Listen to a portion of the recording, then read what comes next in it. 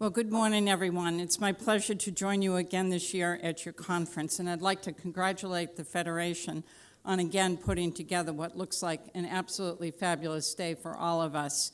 And it happens every year. I mean, they're so consistent in terms of, as Rich said, major offerings in all areas of interest to families.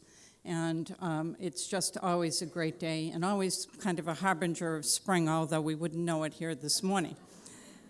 I come to you today not only as a professional with many, many years of experience in the field, and I can't very well hide my age when I tell you that I have more than 43 years of experience in the field, but also as a family member. And I try to think in my job not only as a professional, but as a family member.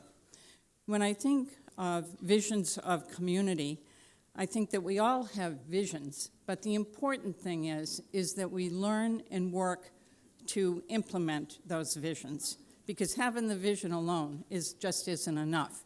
So I want to talk to you about some of the visions we have in our agency and some of what we have done and continue to do. So in relation to families, we have been very pleased this year to be able to support an additional 2,600 families through our robust system of family support centers throughout the state. And we're enabled to do that because last year, many of you remember, we had a $5 million increase that was awarded to us for the current fiscal year by our governor and our legislature. We hope to continue to build on those efforts to serve more individuals and families, and a particular focus this year has been reaching out to the more than 600 individuals and families in our system where the individual living at home is over 60 years of age, and to try to figure out how we can better support their family members. We are very big into the area of employment, and currently have more people employed at competitive wages in the state than we've ever had. We plan to continue our employment efforts and to try to increase the number of people who are working. At the same time, we're working on increasing the quality of our day services and our community-based day services programs.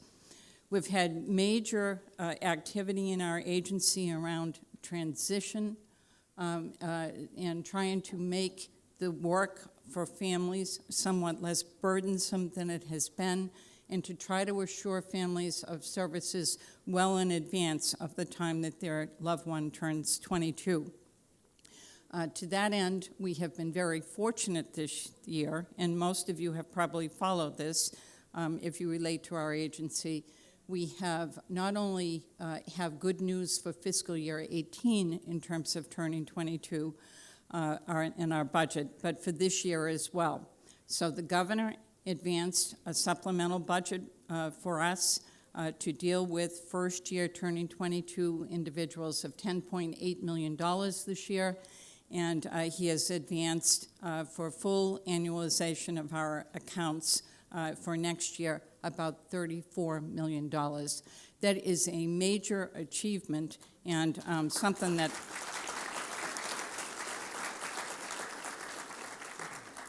I just can't thank the administration enough for recognizing the importance of turning 22 after all of the investments that are made in children in the Commonwealth. It just isn't an area where we want to have any doubt about what we can do for people when they turn 22. So this is just, I think a great piece of news, and hopefully we'll cross our fingers and say a prayer that all of those dollars remain after the legislative process as well. So we are able to serve the 927 class members that we have in this fiscal year, and next year's number, I think, is 949. So the agency continues to be very involved and trying to do the absolute best we can for those of you who have children who are transitioning. On a couple of specialized areas, we continue our initiatives on people who are aging because more than 9,000 of our 30,000 people are over the age of 50 and have very special needs. I talked for a minute to Angela Ortiz today. Another area we concentrate a lot on is how we deal with individuals who have very medically complex challenges in their lives. And that's another initiative that's really, I think, important to all of us.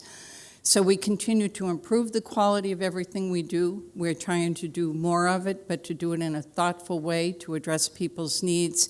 And I really encourage anyone in the audience whose child is or family member is diagnosed with an intellectual or developmental disability, even if you don't need us right now, it's important that you come through eligibility process and become part of our community.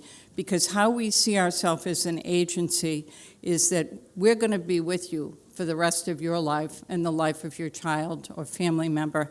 And it's our commitment, and I hope for all of you that you take advantage of the services that we do offer.